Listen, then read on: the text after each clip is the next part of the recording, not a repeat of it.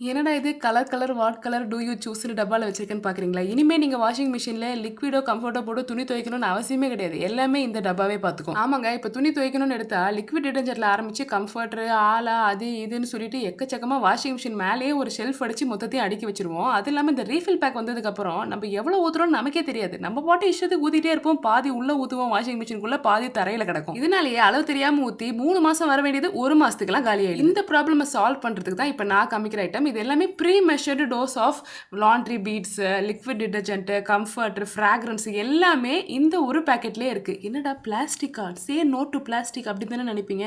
இது பிளாஸ்டிக்கே கிடையாது. இது வாட்டர் சால்யூபிள் மெட்டீரியல். இப்போ மாத்திரை கேப்சியூல்லாம் நம்ம வந்து போட்டோம்னா வயிற்றுல எப்படி கரையுதோ அதே மாதிரி தான் இதுவும். தண்ணி பட்டு கை வச்சு இதை தொடக்கூடாதுங்க. நம்பர் 1. ரெண்டாவது, துணி போட்டுட்டு உள்ளுக்குள்ள அப்படியே இப்படி வைக்கக்கூடாது.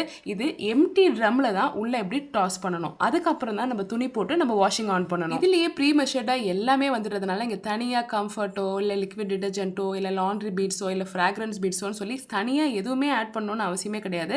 மேலே இருக்கிற அந்த கண்டெய்னரில் எதுவும் ஆட் பண்ண வேணாம். உள்ளே இதை டாஸ் பண்ணிவிட்டு ஜஸ்ட் ஆன் பண்ணிங்கன்னா போதும். சரி, இது உண்மையிலேயே உள்ள கரையுமா அப்படின்னு எனக்கு ஒரு சந்தேகம். ஸோ உங்களுக்காக நான் இதை டைரெக்டாகவே தண்ணிக்குள்ளே போட்டு காட்ட போகிறேன். தண்ணிக்குள்ளே போட்ட உடனே பார்த்தீங்கன்னா என்ன ஆகுது ரியாக்ஷன்ன்றது நீங்களே பாருங்கள். கேப்சூல் மாத்திரையை நம்ம தண்ணி போட்டு முழுங்கும் போது வயிற்றுல போய் எப்படி கரையுமோ அதே மாதிரி தான் பார்த்தீங்கன்னா இதுவும் கொஞ்சம் கொஞ்சமாக கரைய ஆரம்பிக்கும். நீங்கள் க்ளோஸ்அப்பில் பார்த்தீங்கன்னா தெரியும் அந்த பிங்க் கலர்லேருந்து எவ்வளோ மைன்யூட்டாக அது ஓப்பன் ஆகி வந்துட்டு இருக்குன்னு. ஸோ இது வாஷிங் மிஷின் சுற்றுற வேகத்தில் பார்த்தீங்கன்னா ஒன்றுமே இல்லாமல் போயிடும், எல்லாமே கரைஞ்சிரும். இவ்வளோ சூப்பரான ப்ராடக்ட்டை நான் ரெக்கமெண்ட் பண்ணுவேன்னு கேட்டிங்கன்னா இப்போ ஸ்க்ரீனில் நீங்கள் பார்க்குற இந்த மல்டி கலர் லாண்ட்ரி ப்ராடக்ட்ஸை நான் வந்து ரெக்கமெண்ட் பண்ண மாட்டேன். ஏன்னா இது துணியில் இருக்க அழுக்கு நல்லா போனாலும் நான் எதிர்பார்த்த அளவுக்கு ஃப்ரேக்ரன்ஸ் வரல.